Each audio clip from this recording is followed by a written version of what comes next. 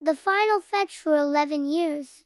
Ethan's life had followed a simple rhythm. Wake up, walk Charlie, work, play fetch with Charlie, eat dinner, snuggle Charlie, repeat. It was a good life, a happy life, a life that felt like it would never end. Because for 11 years, Charlie had been Ethan's best friend. They'd shared road trips, birthdays, lazy Sundays, and countless games of fetch. But lately, the rhythm of Ethan's life had begun to change. Charlie was getting older. His muzzle was streaked with gray. His tail, once held high like a flag of perpetual joy, now dragged sometimes when he walked. And the spark in his eyes, well, it seemed to be dimming. A trip to the vet confirmed Ethan's fears. Charlie didn't have much time left. The vet's words were gentle, but firm. He told Ethan that Charlie was at the end of his journey. He said the coming days would be Charlie's last. Ethan couldn't bear the thought of those days passing without making Charlie as happy as possible. So he did the only thing he could think of. He packed a blanket,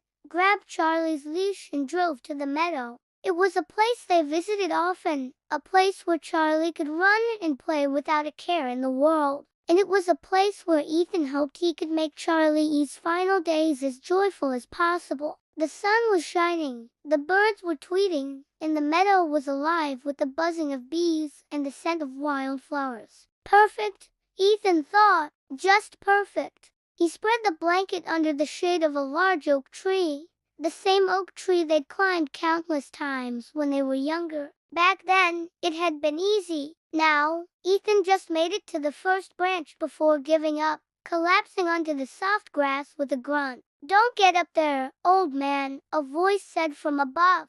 Looking up, Ethan saw Charlie perched on a leaf, tail wagging furiously. Then he began to climb down, slowly but surely. Soon enough, he was trotting happily alongside Ethan, nudging his hand with his wet nose. And then they were off, running through the tall grass, to friends enjoying the simple pleasure of being together. Ethan threw the ball and Charlie, with a burst of energy, took off after it, racing across the field with a joy that belied his age. Ethan laughed, his heart aching with a mixture of sadness and elation. This, he thought, was what it meant to live, to love, to be present in the beauty of each moment. But as the afternoon wore on, Ethan noticed Charlie slowing down. He wasn't as enthusiastic about the game anymore. And when Ethan threw the ball, Charlie only watched it with mild interest. Suddenly, he stopped. He looked back at Ethan, his tail drooping. For a moment, Ethan saw a flicker of fear in Charlie's eyes, a fear that mirrored his own. Then, as if sensing Ethan's sadness, Charlie did something unexpected. He turned and trotted back to Ethan, his tail wagging softly. He rested his head in Ethan's lap and looked up with eyes full of love and gratitude.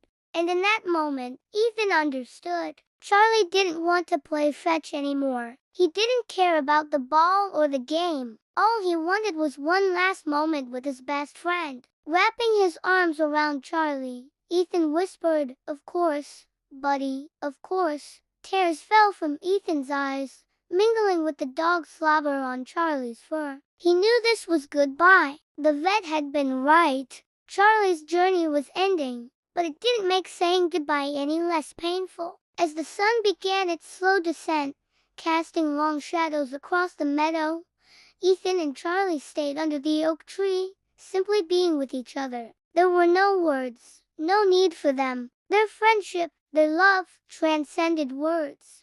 It was a bond forged in the fires of countless games of fetch, solidified by years of shared laughter, joy, and companionship. When Charlie's breathing became slower and more shallow, Ethan knew it was time. He closed Charlie's eyes, whispering, "I love you, buddy," into his furry, graying ear. And in that final moment, as the sun dipped below the horizon, Ethan felt Charlie's spirit, his essence, his very being, leave his body and soar into the vast expanse of the sky, chasing a ball of light, a ball of pure, unadulterated joy. And that's the story of the final fetch. If you like this story and want more, I will really appreciate if you share, like, and subscribe.